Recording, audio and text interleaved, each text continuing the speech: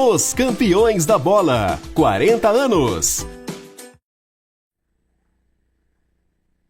Saudação mais respeitosa àqueles e aquelas que nos acompanham a partir de agora em mais um podcast Os Campeões da Bola, 40 anos.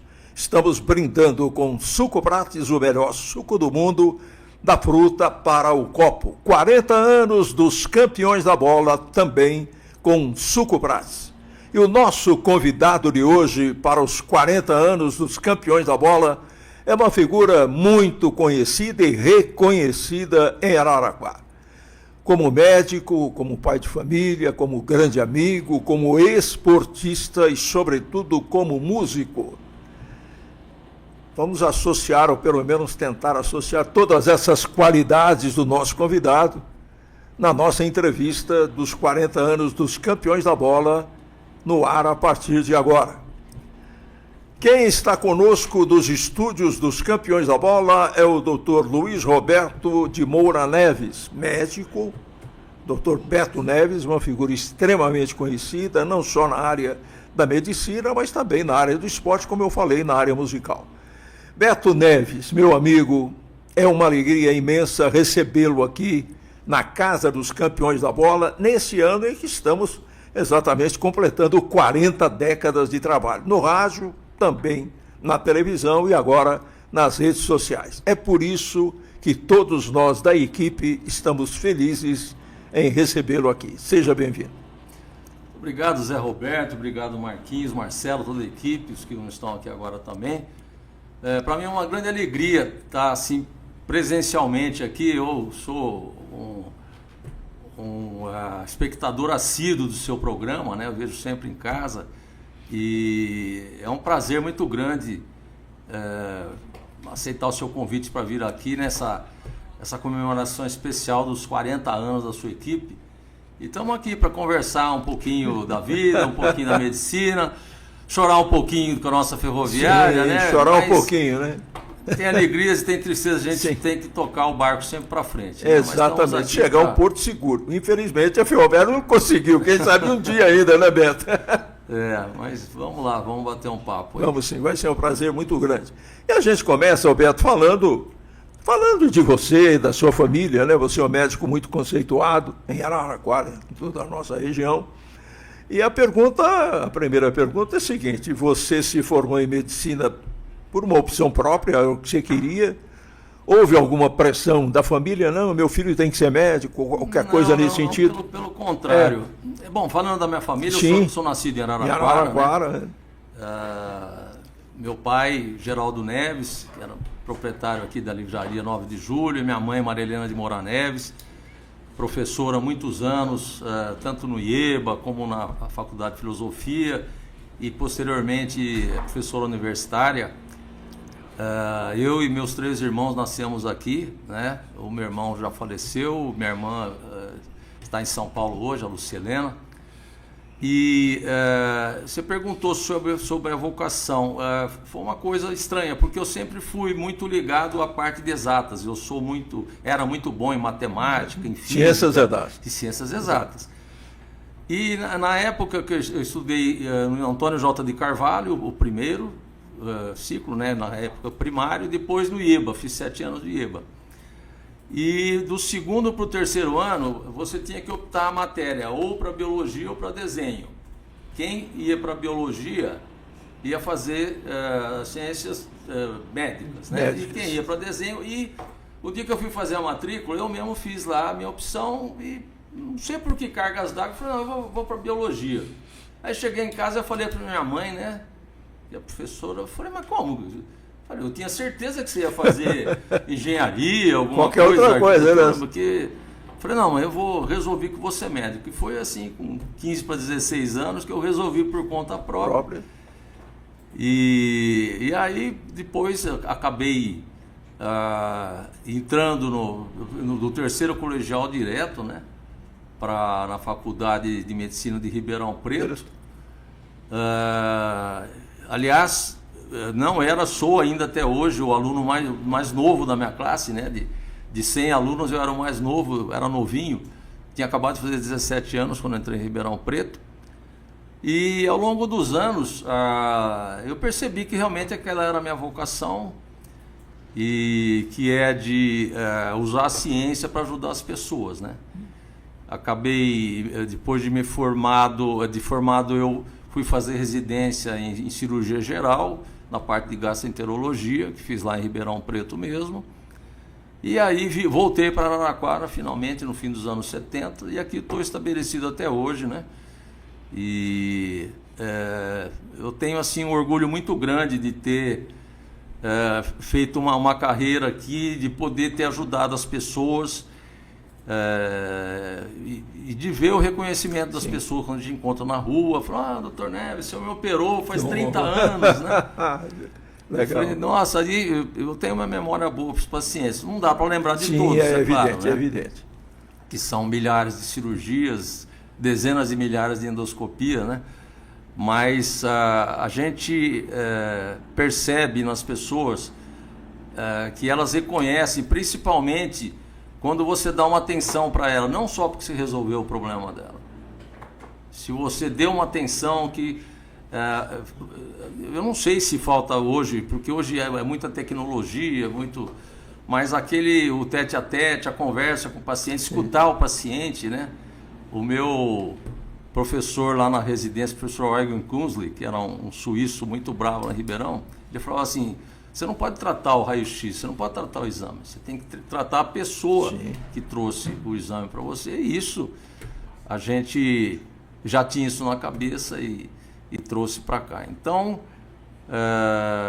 essa carreira, eu acabei de completar, eu estava te dizendo que eu acabei de completar, essa aqui é minha família, ele acabou de colocar aí.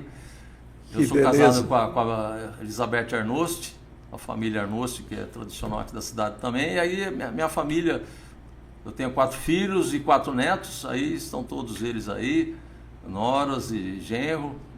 E graças a Deus construímos uma família muito unida e muito amor, assim, né? Que é uma coisa muito importante na vida de uma pessoa, é você ter uma família que é o seu porto seguro, né? Exato, uma estrutura familiar, momentos ruins, né? Então, eu tenho muito orgulho de ter construído essa família aí, que é a minha paixão. Agora, Roberto, nessa sua especialidade, em que você realmente médico e procurou dentro da medicina aquilo que talvez fosse o que mais te motivasse naquele momento, houve uma razão especial para isso, não? Eu, quando fiz o 6º ano, eu estava para optar entre endocrinologia e cirurgia. Mas eu acho que está na minha índole, né? Porque, vamos dizer assim, de mexer com as mãos, também analogia com a música, né? De pegar a coisa, de tocar, né? É diferente do médico que só escuta e prescreve. Então eu queria agir, né? Ter uma parte da medicina que me desse uma ação que eu pudesse resolver, e acabei optando por cirurgia geral, e dentro da cirurgia geral a gastroenterologia. E já são... gosto muito. Exatamente. Já são 50 anos de formado e 48 que eu cheguei em Araraquara. Olha essa foto, você se lembra dela, né? Eu falei que eu era novinho. Esse é o dia da minha formatura. Que beleza. Lá em Ribeirão Preto. E, aliás, estivemos lá, como eu disse, acho que eu até mandei uma foto para vocês, uma foto de parte, né, da turma. Foram em torno de 40 ou 40 e poucos colegas que foram lá nesse nosso encontro aí. Isso aí é lá no anfiteatro da nossa Universidade de São Paulo, lá em Ribeirão Preto, que hoje é uma potência, é um monstro aquilo, né? É quase uma cidade. É verdade. Então eles fizeram uma homenagem ao seu anfiteatro lá da faculdade, eles fizeram uma homenagem aos formandos que estavam completando o seu jubileu lá de 50 anos. E aí a gente, na escadaria, eu lembro perfeitamente o primeiro dia que eu subi essa escadaria para ter o meu primeiro dia de aula de anatomia. Para começar tudo. Para começar tudo. E aí a gente batendo a foto ali com a turma comemorando os 50 anos. Isso foi há 10 dias atrás. São muitas lembranças, né, Beto? São muitas lembranças. Graças a Deus. Muita coisa, e passa rápido, né? Passa demais da conta, passa muito rápido, né? Bom, nós temos muita coisa para falar aqui, estamos seguindo, na medida do possível, o nosso roteiro aqui. Você sempre foi, me parece, se eu estiver errado, por favor, me corrija, mas você sempre teve uma ligação muito forte com a Unimed Araraquara. O que você tem para falar disso? Bom, né? Porque a Unimed tem uma história também muito grande ligada. Né? A minha carreira de dirigente hospitalar e de operadora de plano de saúde começou nos anos 90, no Hospital São Paulo, quando primeiro eu participei do Conselho Técnico do hospital, e logo em seguida eu fui vice-diretor clínico e depois diretor clínico do Hospital São Paulo, durante alguns anos, no fim dos anos 90. Aliás, tem uma passagem interessante para contar. Quando eu era diretor clínico, vocês lembram quando o Emerson Fittipaldi caiu de ultraleve? Sim, sim. Ele caiu de ultraleve com um filho pequeno, foi resgatado num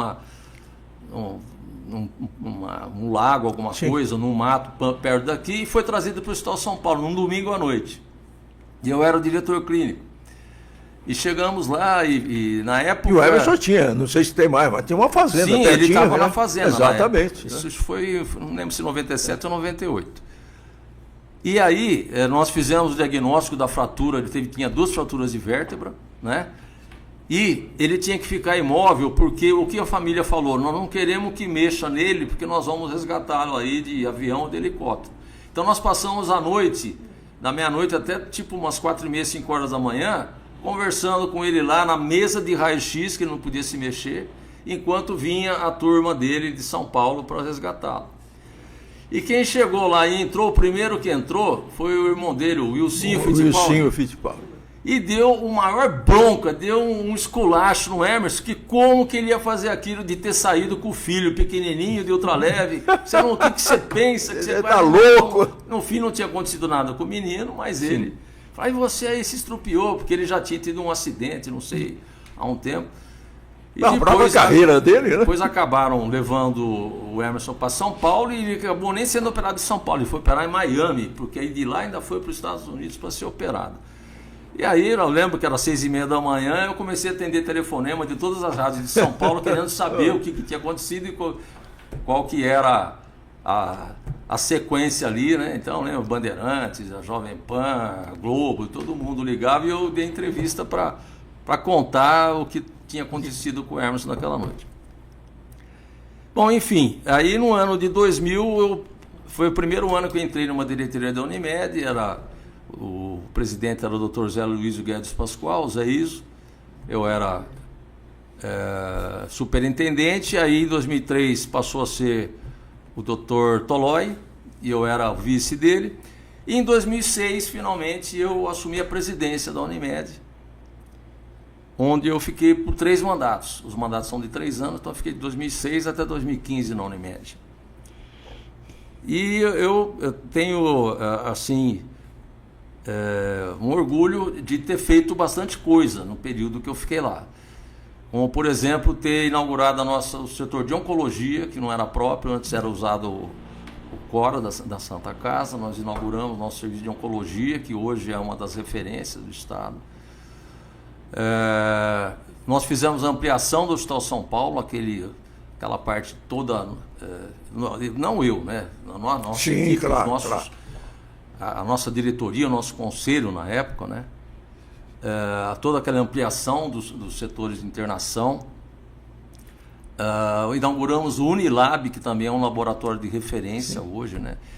E na parte administrativa conseguimos acreditação desde o ONA 1, Organização Nacional da Acreditação é o ONA. Então começamos com o ONA 1, 2, 3 e hoje temos acreditação plena, né?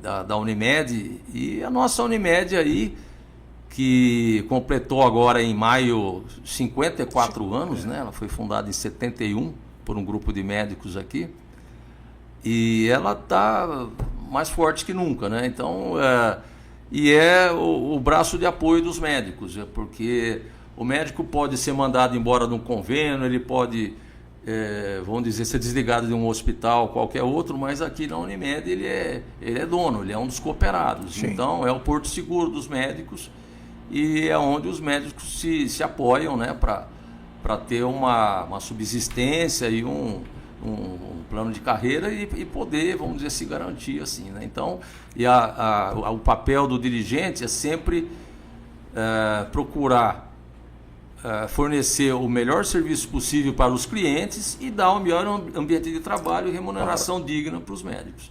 É isso que sempre tentamos fazer. Em 2018 eu deixei a diretoria, nos últimos 2 anos eu estou no Conselho Fiscal. Mas a nossa Unimed está aí, firme e forte, graças a Deus. Beto, você pode ser rotulado daquele, e no sentido positivo da palavra, daqueles médico das antigas.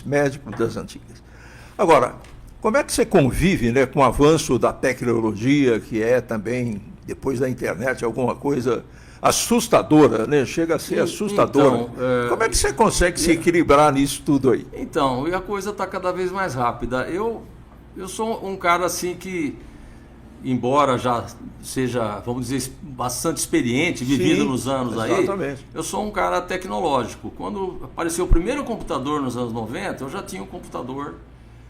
E mais recente, quando apareceu a videocirurgia, eu já fui em Ribeirão fazer meu curso. Eu fiz a primeira videocolestectomia em Araraquara, em 93. E mais recentemente, a gente está observando a chegada de uma coisa que veio para ficar na medicina, que é a inteligência artificial. Sim. E isso vai cada vez mais estar ligado ao avanço da medicina, e é importante, muito importante, que os médicos estejam atentos a isso, procurem informação, porque isso pode ser muito bom, mas pode ser muito ruim.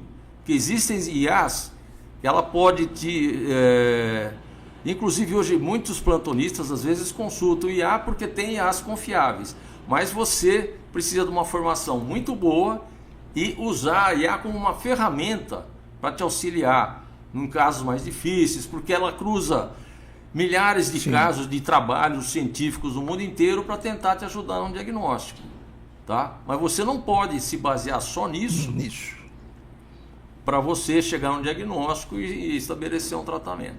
E o meu medo é que da geração tecnológica, praticamente eles não escrevem mais à mão, que só digitam e tal, que acabem se perdendo muito e confiar muito na máquina, em vez de usar também o raciocínio próprio para associar e usar aquilo como uma ferramenta para ajudar no diagnóstico e no tratamento. Quer dizer, não pode haver uma dependência absoluta, porque exatamente, o risco é muito grande nesse sentido. Exatamente. E também na cirurgia, né? Hoje a gente já sabe que com a IA chegando, a possibilidade do robô operar a pessoa, logicamente com assistência dos especialistas, isso aí vai se tornar uma rotina no futuro. Mas vai sempre ter que ter um médico ali vigiando para qualquer eventualidade, para estar atuando, né? Mas isso é o futuro, e o futuro já chegou. Já chegou. Agora, é interessante, né? Porque o lado humano, pelo que a gente observa, né? Porque já tem IA em tudo quanto é coisa que existe por aí. Automóveis, enfim, e vai por aí afora. Mas também na medicina, me parece que, como você acabou de falar, Beto, que o lado humano, né, o sentimento humano, o bom senso humano, ainda vai ser alguma coisa de fundamental importância na hora das decisões, né? Eu tenho certeza disso, Zé Roberto. E a preocupação é que com essa abertura indiscriminada de escolas médicas no Brasil, que eu acho um erro, né? Um absurdo. É uma coisa assim absurda. Nós só perdemos em número de escolas por habitante para a Índia. Que é quase um terço do planeta. Um quarto do planeta. 1,5 bilhão de habitantes, né? Mas eu tenho muito medo que, com a falta, para você ter uma ideia, daqui a uns anos vamos ter no Brasil 450 mil médicos se formando por ano. Por ano. Não vai ter residência para todo mundo. Isso. Não vai ter residência para todo mundo. E hoje em dia já só 30% conseguem residência. Então eles saem, ou ele vai dar plantão, ou ele fica estudando para prestar a residência médica. O meu medo é que com essas pessoas que já vêm de uma escola que talvez não tenha um internato com assistência adequada, depois fiquem sem residência e acabem utilizando, se bem que por outro lado a IA pode ajudar também essas pessoas, mas é meio temeroso, eu acho que deveria ser repensado a nível, na esfera federal, e está aumentando, estão autorizando mais escolas, então isso me preocupa demais, há muitos anos que eu estou preocupado com isso, com a abertura de muitas escolas de medicina no país. Porque a medicina, na verdade, eu estou falando absolutamente como leigo, totalmente leigo, né? Eu sou um paciente, eu não sou médico.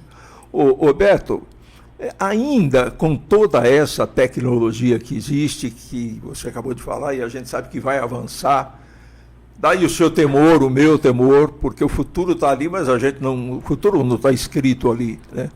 Vai acontecer alguma coisa. Esse lado do médico, assim, olha, eu sou médico porque eu quis ser médico, né? Sentimento que vem de dentro para atender o paciente. Ainda existe isso, Beto? Ainda existe? Eu não sei te dizer, Zé Roberto.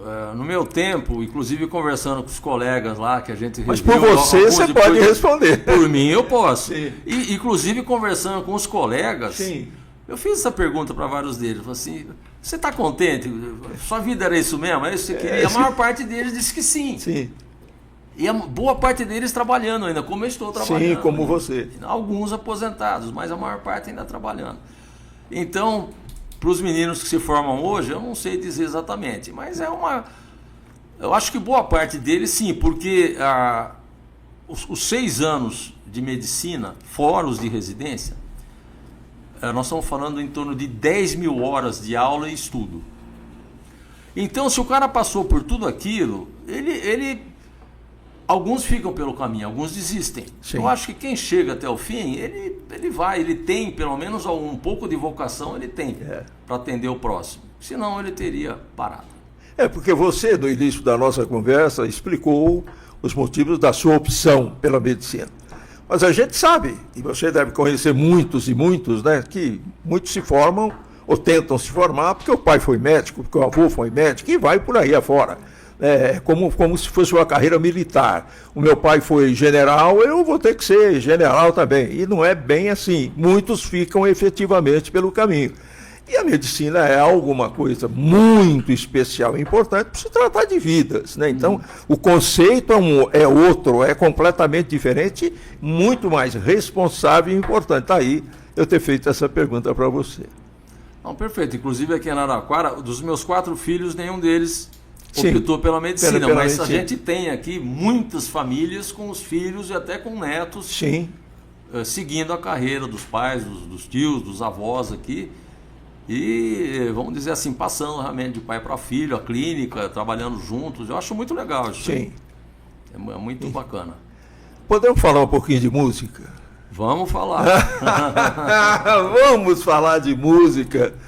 Porque conversar com o Beto Neves e não falar de Beatles again seria uma fratura sem fim do nosso bate-papo, da nossa conversa de hoje. Está aí, ó. Tá bom. Tá aí, olha. Então, eu mandei essa foto aí. Volta a foto aí pra gente. Essa foto aí é uma foto do meu começo musical. Na verdade, eu comecei com 5 anos tocando piano em casa. Minha mãe viu que eu tinha jeito, pôs na professora de piano. Professora Alcione. Aí volta ali no Balanço 3.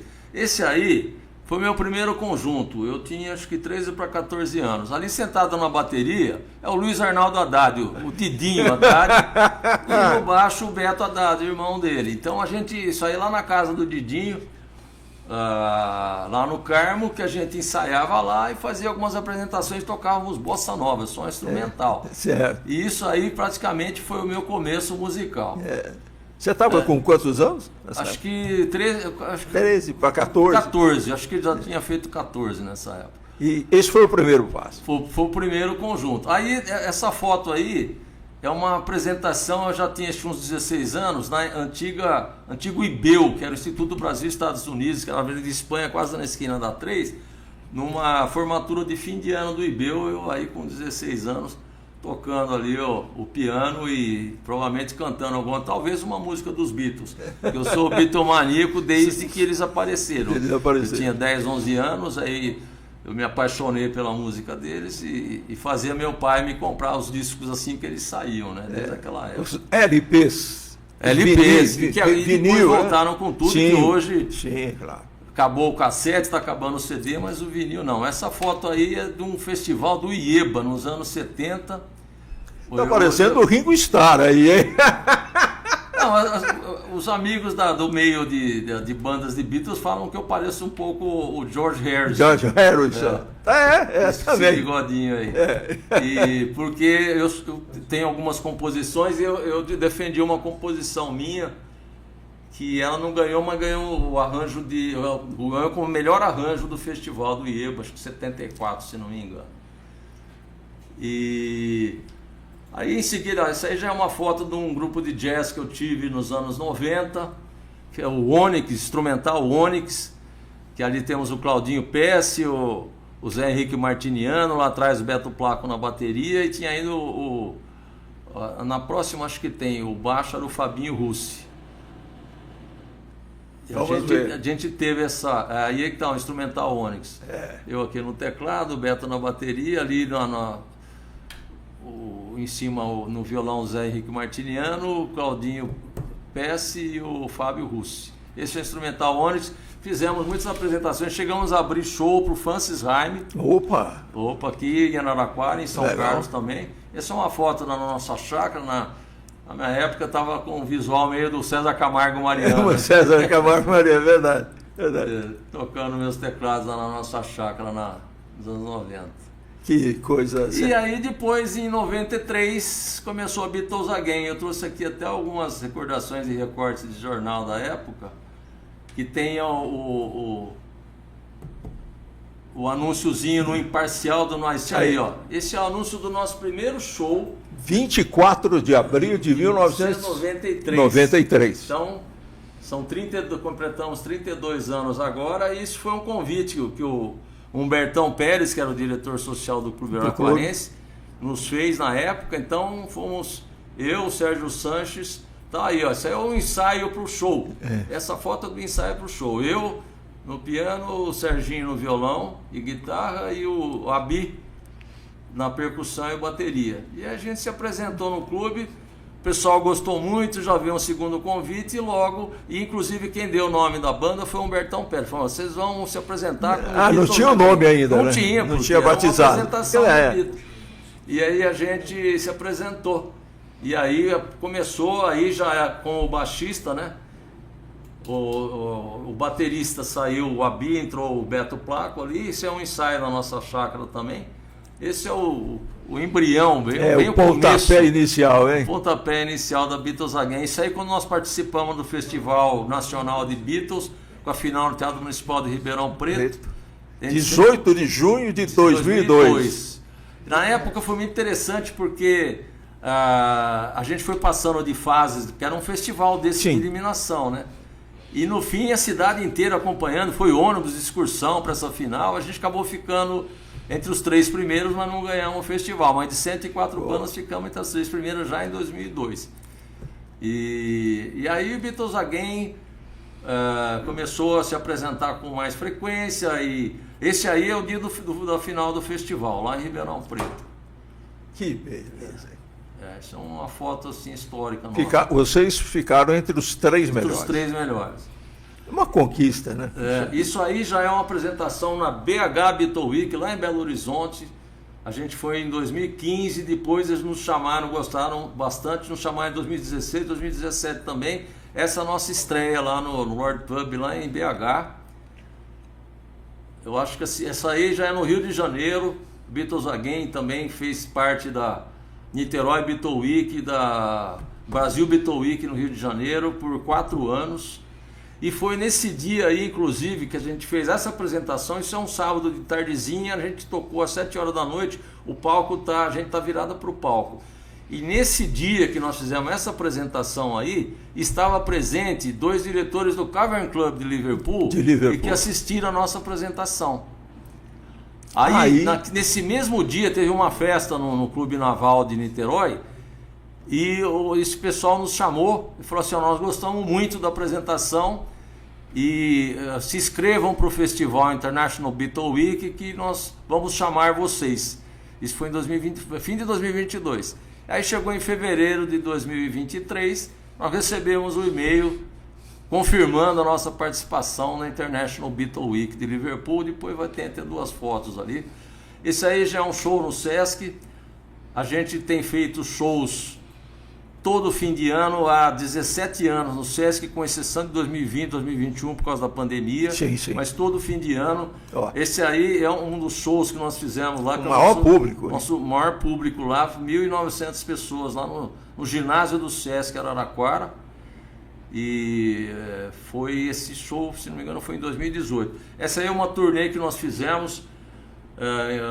Na verdade foram 13 cidades no circuito Sesc. Então nós temos Santos, nós temos Jundiaí, Santo André, Campinas, Piracicaba, Ribeirão Preto, Rio Preto. Depois teve outros, teve Vale do Paraíba, teve 3 cidades. Depois fomos em Rio Preto, enfim, foram 13 cidades que a gente teve. Esse aí é o cartão. Aliás, quando nós mandamos a foto lá para o booklet, que é o caderno de bandas de Liverpool, eles usaram essa foto nossa, que é o cartão postal de Araraquara. Essa foto está estampada lá no booklet da International Beatle Week. Tá certo, é uma foto emblemática, hein? Emblemática mesmo. Quem é que está no time? O chafariz da matriz. E essa foto da gente lá na beira do rio Mersey, tem essas 4 estátuas dos Beatles lá, são estátuas de mais de 2 metros de altura. E é um lugar assim turístico, é um ponto que todo bitomaníaco vai lá, e a gente fez essa foto na frente da estátua dos Beatles lá, no Merseyside, ao lado do rio Mersey ali.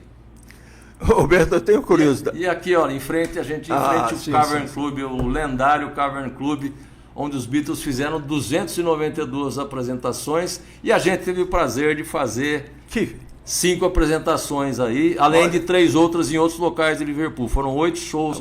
Aí é um trecho da nossa apresentação lá.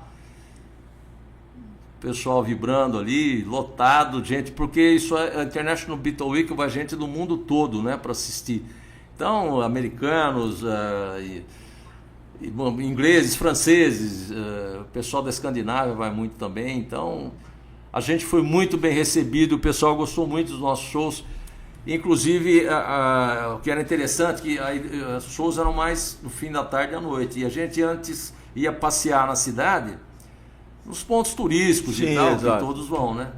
E as pessoas nos reconheciam na rua, falavam, o pessoal do Bizaguião vinha tirar foto com a gente. Que coisa franceses, legal. O pessoal do Canadá. Eu fico imaginando para vocês músicos, né? Viciados em Beatles, no bom sentido da palavra.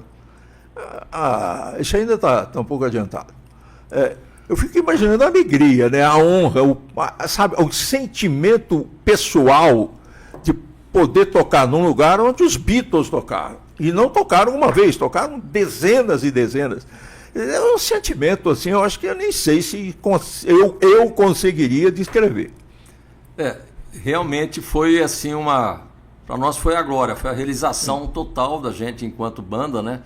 Porque toda banda que faz tributo aos Beatles tem um sonho de um dia ir tocar em Liverpool.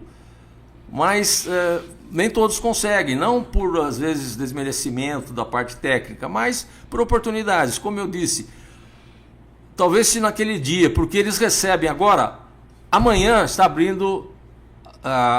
abrindo as inscrições para as bandas que vão tocar em 2026. Eles recebem em torno de 3.000 inscrições de bandas do mundo todo. E só 50 são selecionadas.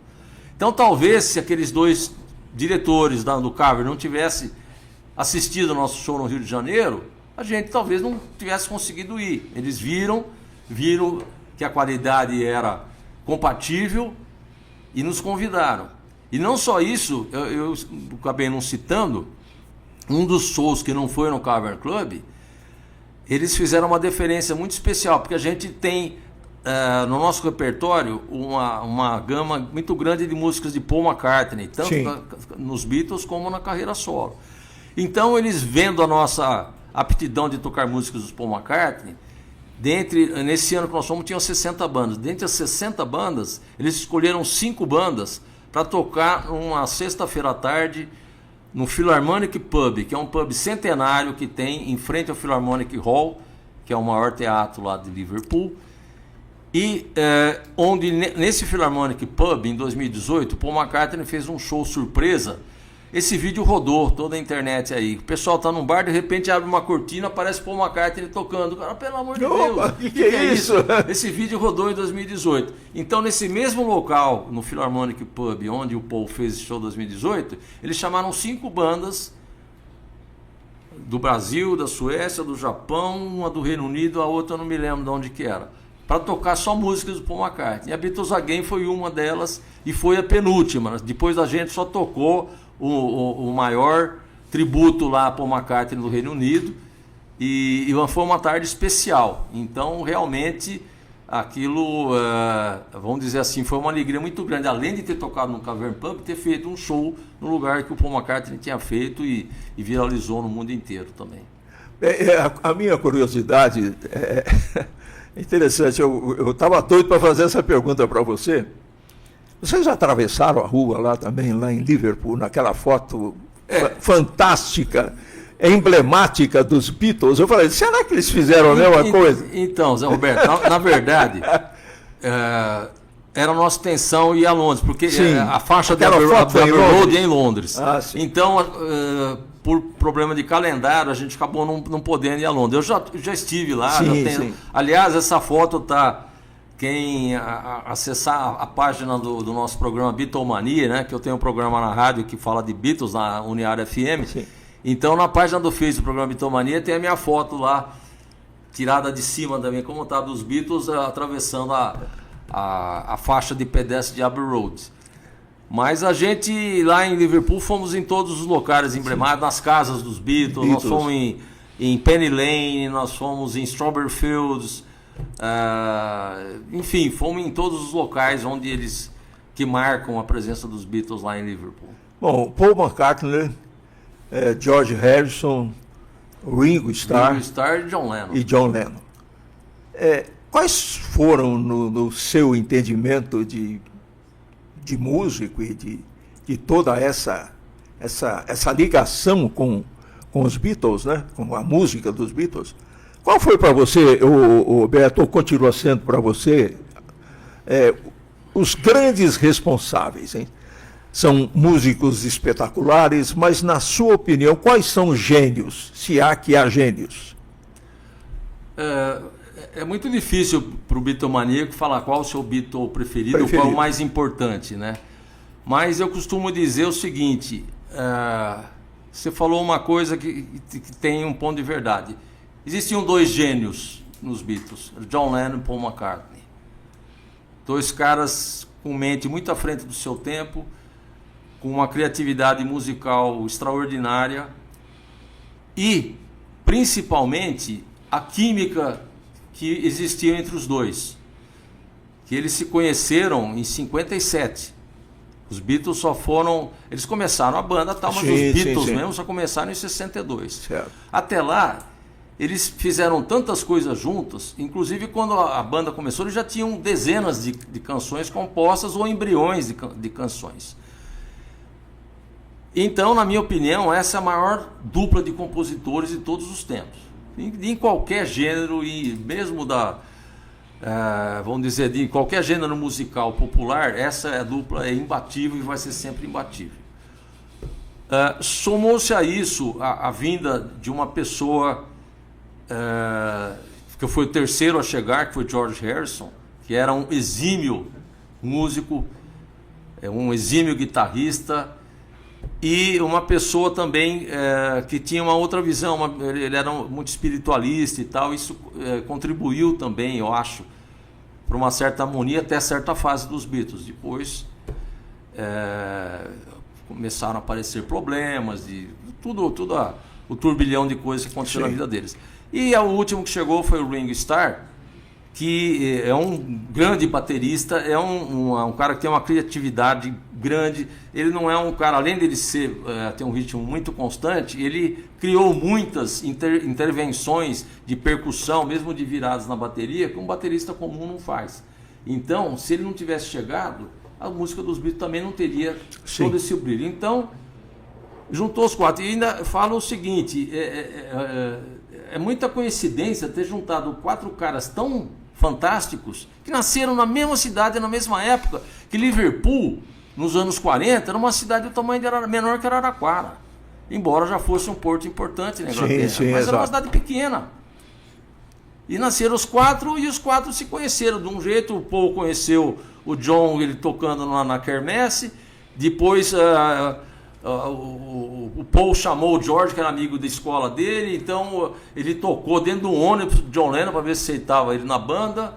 E depois o Ringo Starr conheceram fazendo show junto, mas gostaram dele e acabou sendo chamado. Então foi tudo uma conjunção que acabou nessa união, vamos dizer assim, nessa química, né? E que formou para mim a maior banda de todos os tempos. E já diziam na época, o Brian Epstein, que foi o cara, o empresário que enxergou aquilo, né? Que levou eles para Londres, que eles estavam lá, enterrados lá em Liverpool. Sim. O Brian Epstein, ele faleceu jovem em 67, mas ele já falava em 66. Daqui a 50 anos vão estar escutando. E agora a gente já sabe que não, já são 63 anos. Exatamente. Daqui a 100 anos vão estar escutando os Beatles. Entendeu? Então, são campeões de streaming. Agora não é mais disco, é Spotify, mas são campeões de streaming também. Agora, Roberto, parece que é uma questão de tempo, né? É claro que, como você falou, ele havia dito, e você confirma, que a gente vai ouvir Beatles durante muito tempo, talvez, né? A gente não tem nem a ideia, a noção exata de quanto tempo vamos ouvir ainda, mas será muito tempo. Agora, como começou o fim disso tudo, né? Porque o sucesso, ele te dá uma fama extraordinária, no caso dos Beatles nem precisa falar, né? Uma fama quase que interplanetária, mas parece que tem um tempo onde as coisas começam a sair do local, do trilho, e com eles foi assim também.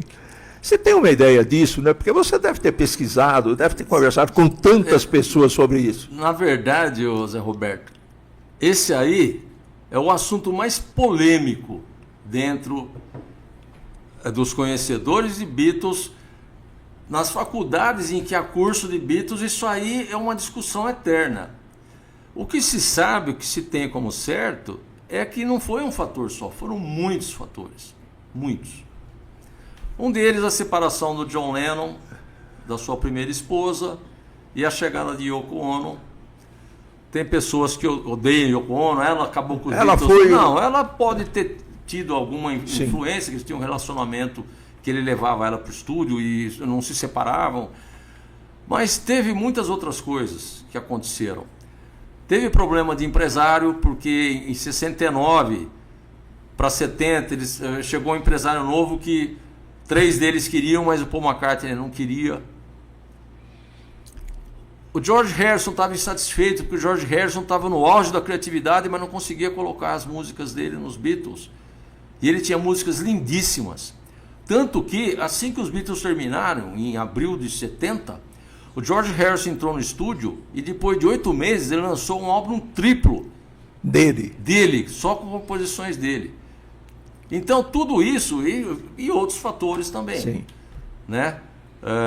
Um dos caras que ajudou a segurar a onda ali foi o Ringo Starr, que o Ringo Starr era um cara que todo mundo se dava bem com ele, então ele costurava aqui uma aliança. Fazia o meio de campo. Durante a gravação de 69 do Get Back, o George Harrison chegou a sair da banda, foi para casa, ficou 15 dias fora, aí o Ringo convenceu ele a voltar, aí ele chegou, tinha um buquê de rosas para ele e tal, e todas essas histórias tem, porque eles têm inclusive naquele documentário Get Back. Sim, exatamente. Tá na Disney, né? Essa história aí é conhecida. Mas então, nenhum, nem 3, nem 5, são muitos fatores que acabaram culminando com a dissolução da banda. Agora, na sua opinião, eu estou fazendo uma pergunta para você com relação à sua. É um questionamento pessoal, vamos dizer assim, seu ponto de vista pessoal. Qual é, para você, o grande ou o maior sucesso dos Beatles, na sua opinião? Eu posso dizer, bom, o maior sucesso, sem dúvida, é Yesterday. Sim, Yesterday. Porque essa tem 2.600 regravações. Por curiosidade, a música que tem mais streaming dos Beatles não é do Lennon nem do McCartney, é do George Harrison. Sim. É a música Here Comes the Sun. Então tem época, né? Hoje, se eu fosse falar que são, sei lá, 1 bilhão de streamings, é Here Comes the Sun. Mas na época, inclusive, a gente estreou um show novo com a Beatles Again, que é o Show One, número 1, né? Que está fazendo 25 anos que os Beatles, que a Apple, né? Que é a detentora dos Beatles, lançou um disco número 1 que tem os 27 maiores sucessos dos Beatles. Então são as músicas mais conhecidas. From Me to You, Please Please Me, Yesterday, Eleanor Rigby, Let It Be, Come Together. E aí vai, são 27 grandes sucessos que chegaram ao número 1 das paradas. Mas a gente consegue, nos nossos shows, nós temos mais de 100 músicas dos Beatles, e a maior parte delas é conhecida. Então, acho que não tem nenhuma banda no mundo, nem nenhum compositor, que tenha tantos sucessos assim reconhecidos ao longo dos anos.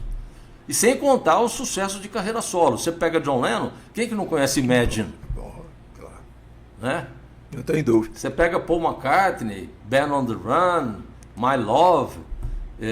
O Paul McCartney tem mais de 20 discos de composições próprias. Até o Ringo Starr teve 5 número 1 depois saiu dos Beatles.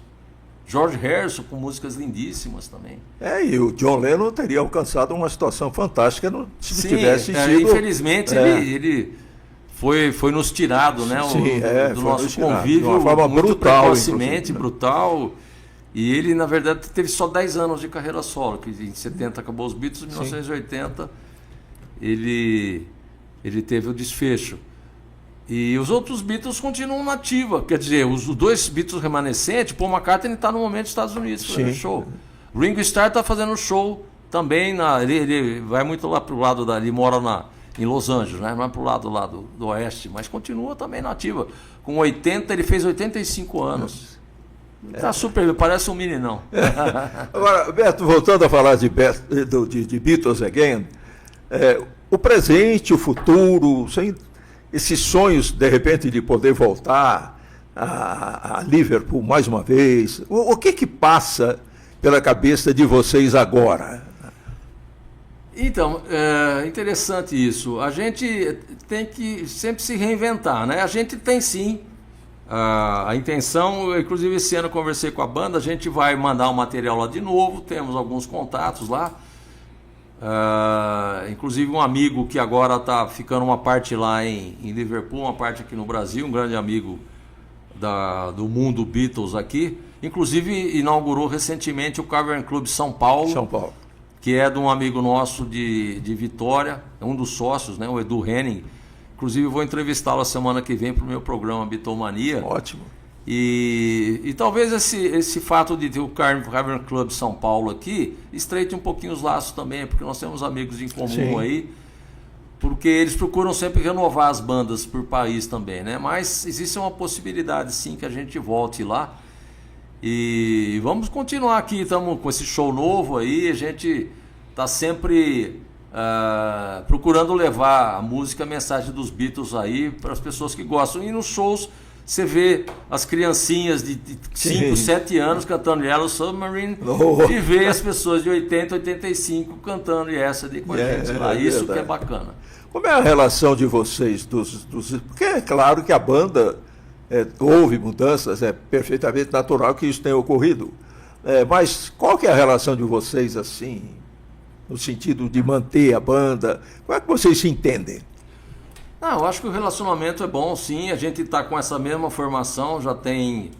O último que entrou foi o baterista, é o meu caçulo, o Fernando. Sim. O Fernando sempre gostou de música, ele tem um estúdio de produção, de mixagem, e ele é um grande baterista, o baterista canhoto, ele toca invertido, né? Mas...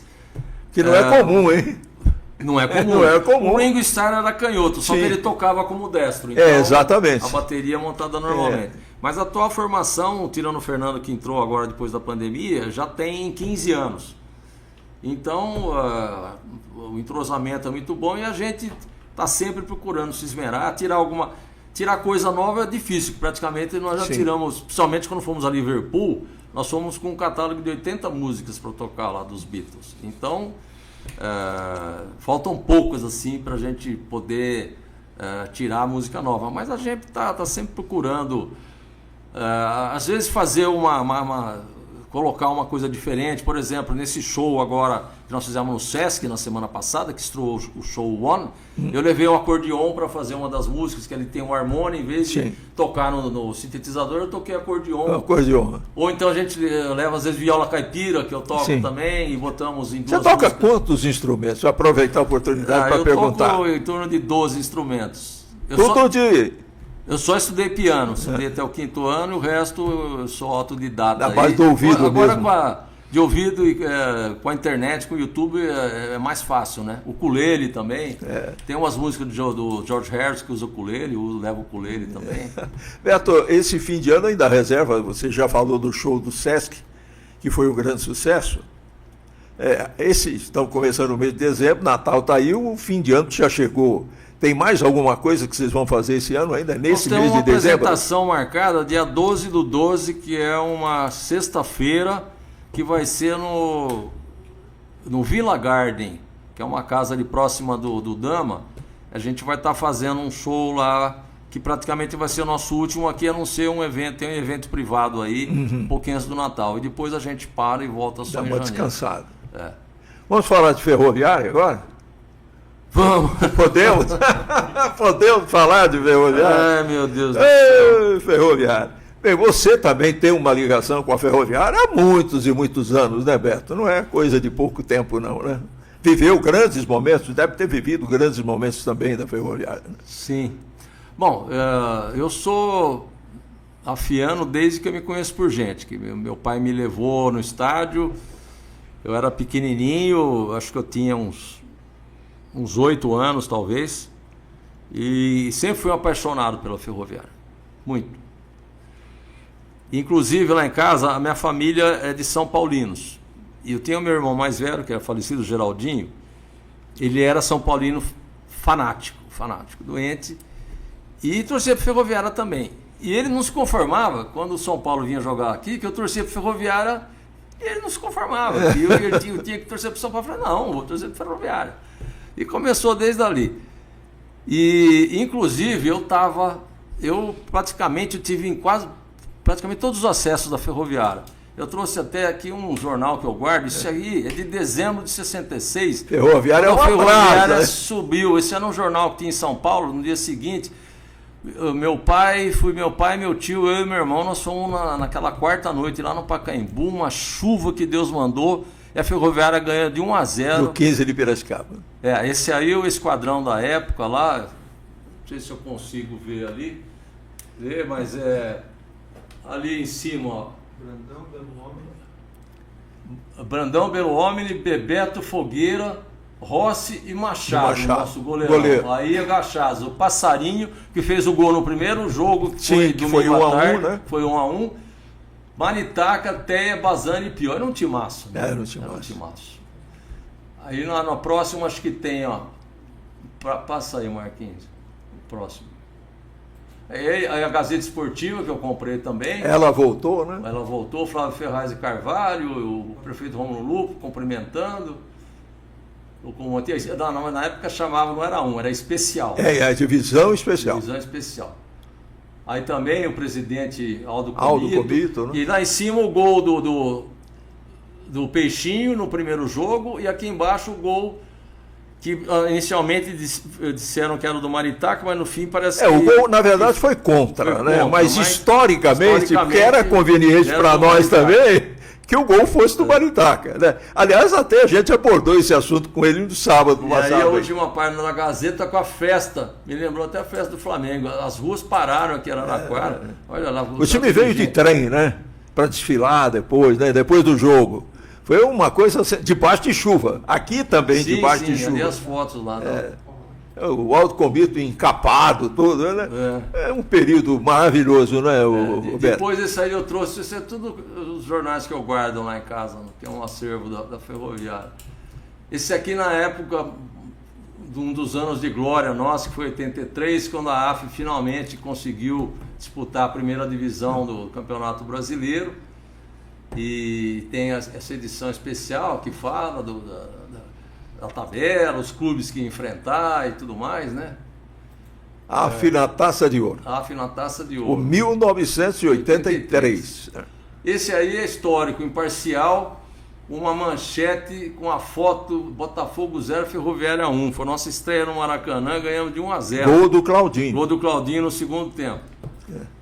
Legal, muito legal. Então, eu não sei se outras vezes teve escrito o nome da Ferroviária no letreiro do Maracanã. Maracanã. Quando ela jogou com o Fluminense, que ela fez o segundo jogo lá, o Fluminense levou o jogo para Volta Redonda. Volta Redonda. Então, eu não me lembro se a Ferroviária jogou novamente no Maracanã. No placar, se alguma vez... Mas pelo menos esse aí está documentado. Né? Tá documentado. Mas, período maravilhoso, né, Beto? Esse ano foi... A gente acompanhava o time, eu lembro de um 0-0 que foi com o Botafogo lá, que a gente passou de fase também, que foi muito difícil, a gente passou um aperto, nós fomos no campo, eu tinha uma turma que ia lá no campo, a torcida do Botafogo quase nos perseguiu lá, mas saímos ileso. Aí tem também, esse é o placar, quando as oitavas, porque chegava uma época que, uma fase do campeonato, que eram 4 grupos de 4, e daí saíam as quartas de final e depois semifinal. E a Ferroviária, olha no meio do que a Ferroviária está, de Santos, Palmeiras, de Flamengo, Grêmio, de Palmeiras, de Grêmio, Corinthians, Esporte Clube Recife. De todo mundo ali. Aí é um tempo mais recente. Mais recente, da Copa Paulista 2006. Aí nessa época eu já estava no conselho. Então em 2003, quando a Ferroviária estava realmente naquela situação muito difícil, foi criada a SA, da qual a Unimed foi uma das primeiras acionistas. Certo. E depois a Unimed acabou vendendo sua participação, que não fazia parte do escopo, mas a Unimed sempre esteve apoiando a Ferroviária. Ligada à Ferroviária. E tanto na parte de patrocínio, como na parte de assistência médica. E hoje se estende também para as categorias, para a garotada. Para a garotada também. Então, nessa época eu era do conselho, a gente não conseguiu acesso em 2006, naquele fatídico jogo com o 15 de Jaú. Aqui, né? Triste memória. Perdemos com 2 gols do Douglas Richard, não foi isso? Que depois virou herói da torcida aqui, né? Mas, de qualquer maneira, a gente acabou ganhando a Copa Paulista, que nos deu a entrada no campeonato no nacional, campeonato que foi lá em... Aliás, foi lá em Bragança Paulista. Né? A final foi lá em Bragança Paulista. Porque nós ganhamos de 1-0 aqui e empatamos de 1-1 lá em Bragança Paulista. Né? E aí escolhemos entre o Campeonato Brasileiro e o que tinha para disputar na época. Por coincidência, o Bragantino, que queria muito a Copa do Brasil, acabou indo para a Série C do Brasileiro e nunca mais saiu. Verdade. Isso é uma coisa que pouca gente nota. Verdade. Porque a escolha foi da Ferroviária, que foi campeã. O Bragantino aceitou aquilo que sobrou. E nunca mais o Bragantino saiu do Campeonato Nacional. Nunca mais. É uma ótima lembrança da sua parte aí. Né? Bom, depois a gente passou pela diretoria, fui vice-presidente. Tivemos um acesso depois, aí eu já tinha voltado para o conselho, em 2010 tivemos o acesso da 3-2. Sim. Aquele ano foi um jogo em Piracicaba. Um jogo em Piracicaba, que eu estava lá, foi 1-1 o jogo. 1-1 o jogo. 1-1 o jogo. E depois tivemos alguns anos, aliás, aproveitar, nesse período todo que entrei no conselho de 2005 até 2017 ou 2018, que eu tive na Ferroviária, eu queria mandar um grande abraço para os amigos que participaram comigo dessa fase, dos momentos ruins e bons da Ferroviária, que é o Dr. Juninho, o Elson Alves Ferreira Júnior, que é o Silvio Barbosa, o Marcelo Liba, o Paulo e a Rosa, e também lembrando do querido Bruninho. Sim, Bruno José, que participou muito com a gente lá. Nesses anos todos. E finalmente no ano de 2015, né, depois de 19 anos, eu era presidente do conselho da SA o presidente da SA era o Salmazo e o presidente da AF era o Juninho. Então a gente conseguiu esse acesso aí e tive a felicidade também de, junto com o Bertão Busqueiro, bolar a campanha pela Ferroviária Eu Entro em Campo. A gente inundou a cidade de Altidor. Tem até uma foto aqui nos estúdios aqui do Campeões da Bola, dessa campanha. A gente pegou ex-atletas, torcedores, né? E pra você ter uma ideia, o jogo Ferroviária 7, Monte Azul 0, nós tínhamos 6 mil pessoas no campo numa quarta-feira à noite. Hoje a gente infelizmente não consegue. Hoje com ingresso grátis a gente não consegue fazer isso. 4 mil, mas isso é um outro assunto.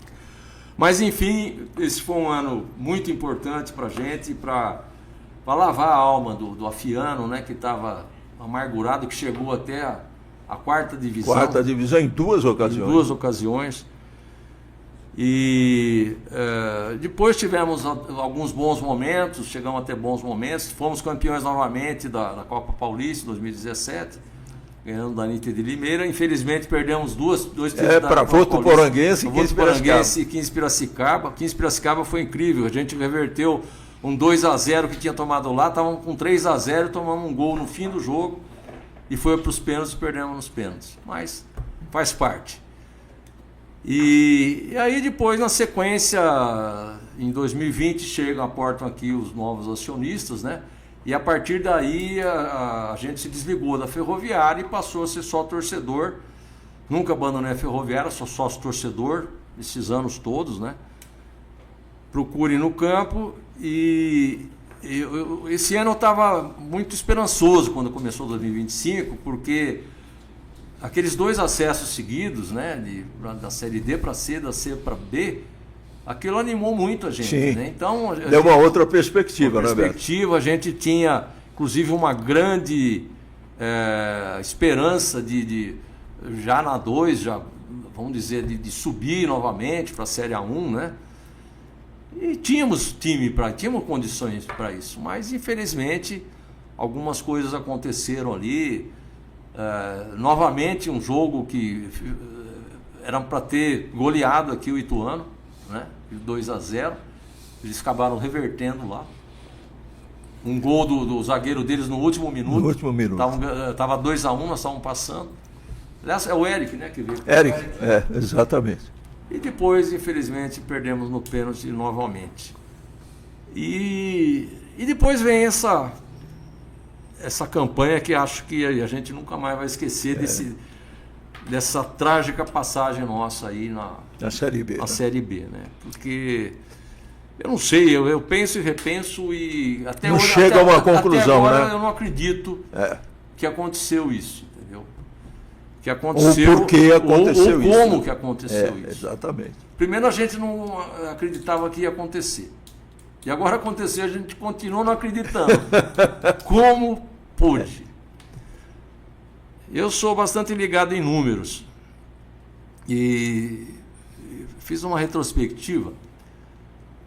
Na 29ª rodada do Campeonato Brasileiro, então faltavam 9 rodadas. Ferroviária tinha 36 pontos. O Botafogo tinha 29, 7 pontos atrás. Diferença. E o Atlético tinha 32. Se a gente tivesse ganho 2 desses 9 jogos, nós tínhamos ido a 42 pontos com 10 vitórias. Não teríamos caído. Porque o saldo nosso é muito menor que o do Botafogo. Sim.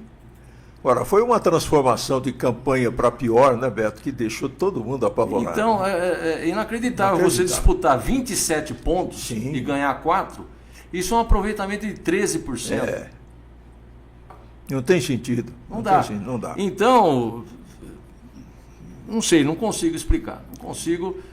As pessoas estavam lá também, acredito que tenham tentado de tudo, tentaram a troca de técnico, infelizmente não foi o que resolveu, né? Porque Bergantin, quando saiu daqui, ele tinha um aproveitamento em torno de 38%. Se ela tivesse mantido esse aproveitamento, ela ia terminar 48, 49 pontos. Sim, não teria caído. Então, mas na época todo mundo falava, é o técnico, é a própria torcida falava. Então, a gente não está lá dentro. Então, é difícil. Longe de querer criticar quem está lá, aliás, mandar um abraço para o Julião Carneiro, grande amigo nosso, grande torcedor, apaixonado, sofreu muito com tudo isso. Tenho certeza que não só ele, como os dirigentes, o diretor do CEO, o diretor de futebol, todos queriam que o desfecho fosse outro, mas infelizmente não aconteceu. Então, nos resta tentar nos programar melhor e fazer o caminho de volta, que não vai ser fácil. Aliás, a cada ano, né, Beto, fica mais difícil, né? E 2026 vai ser uma das mais difíceis dos últimos anos. Não que em 2024 não tenha sido, mas comparando os times, então não podemos deixar de acreditar. Mas a gente lamenta muito, né? Muito. A oportunidade perdida, a vitrine, a visibilidade, dinheiro, a exposição, dinheiro, área financeira. Então, uma coisa triste. Não, e quando você vê um último jogo em que você precisava ganhar e ser beneficiado por outros resultados. Um dos resultados nos ajudou, que foi o empate do Avaí em Ribeirão Preto contra o Botafogo. E lá, em Ponta Grossa, enfrentamos o time sub-20 do Operário. Sub-20. E durante toda aquela semana, com os boletins que o Marquinhos e nós fazíamos lá, a gente já sabia que, na verdade, seria um time sub-20 mesmo. E nem assim. Mesmo saindo, ganhando, a Ferroviária conseguiu se manter. Olha, eu concordo com você, porque se você faz análise dos números, né, e põe até uma pitada de emoção nisso tudo, porque não se pode falar de futebol sem se falar de emoção, você chega à conclusão. Qual conclusão que você chega? Mas não é possível, eu não consigo entender isso aqui. Porque nós jogamos fora todas as nossas chances. Inclusive, Zé Roberto, eu me permito dizer o seguinte, me veio isso na cabeça agora, eu tenho quase certeza que é isso. Nós caímos e foi com requintes de crueldade. Sim. Nas 3 últimas partidas, a gente fez aquele segundo gol lá contra o Atlético, que se o Ramon Abate Abel, o polêmico Ramon Abate Abel, não tivesse inventado de ir no VAR, porque ele não tinha ido no VAR no jogo. Não, ele deu o gol. E ele deu o gol para a Ferroviária. Se ele não tivesse, uma coisa puxa a outra. Então ele ficou aquele negócio, aquela vez não fui no VAR, eu vou, e acabou entrando. Tudo bem, podia ter empatado. O Atlético, tudo bem, anulou, fica no 1-1. O Atlético, se tivéssemos empatado, continuaria 3 pontos atrás da gente. Sim. E tomou um gol aos 53 do segundo tempo. Daquela forma. Cruel. Contra o Atlético Paranaense aqui. Saímos na frente, não merecíamos, mas saímos na frente. O Atlético não estava se encontrando. Dificilmente, no máximo, empataria o jogo. Uma falta cobrada na lateral, quase sem ângulo, encobre o nosso goleiro, que foi um goleiro excepcional o campeonato todo. Não posso dizer que falhou, mas foi mais uma crueldade. E toma a virada também nos acréscimos. E por fim, o jogo lá, o Operário não queria mais nada, voltou o sub-20, Ferroviária ganhando, eu não sei o que dava para fazer ali. Mas ninguém esperava que depois de tudo isso que aconteceu ainda fosse tomar virada. Então foram, vamos dizer assim, uma cena atrás da outra, que você fala, nossa, foi muito cruel. É um drama com capítulos terríveis, né? É um drama.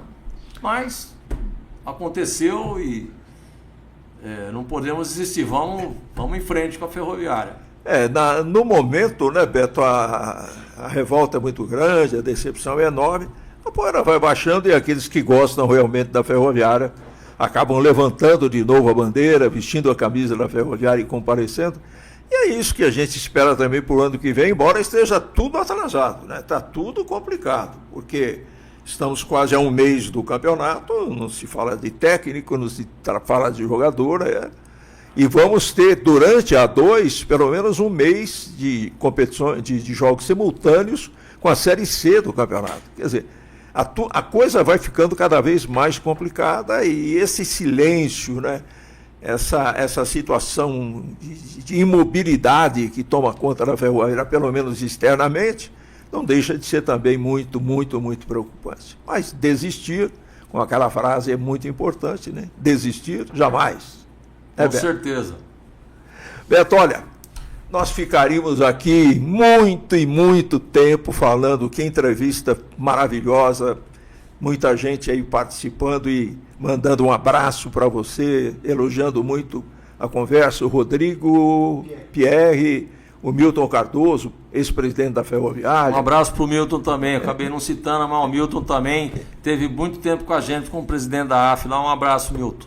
A Ana Lúcia Escabelo, né? O Marcos Parraga, né? Marcos Parraga, e tem muito mais gente aqui, né? Um grande abraço para você. Um abraço para a Ana. E a gente fica muito feliz de ter recebido você aqui nessa nova Casa dos Campeões da Bola, a primeira de outras conversas que com certeza a gente vai ter. Em nome de toda a nossa audiência, em nome da equipe, nós agradecemos muito a sua presença. Um abraço a você e a sua família. Você é um convidado permanente e tem uma cadeira cativa aqui nos estúdios dos Campeões da Bola. Muito obrigado mesmo. Zé Roberto, eu fiquei muito contente de estar aqui e para mim é uma honra, né, participar do seu programa nesses 40 anos, parabenizando você e toda a equipe, né? Mandando um abraço ali para minha família também. Sim.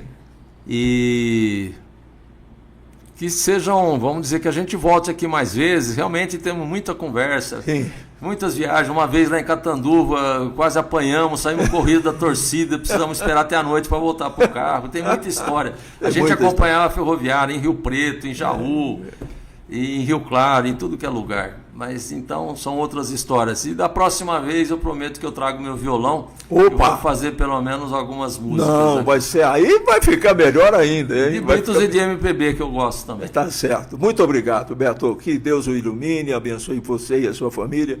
Foi mesmo muito mais do que uma alegria, foi uma honra poder recebê-lo aqui. Obrigado, Zé. Um abraço a todos.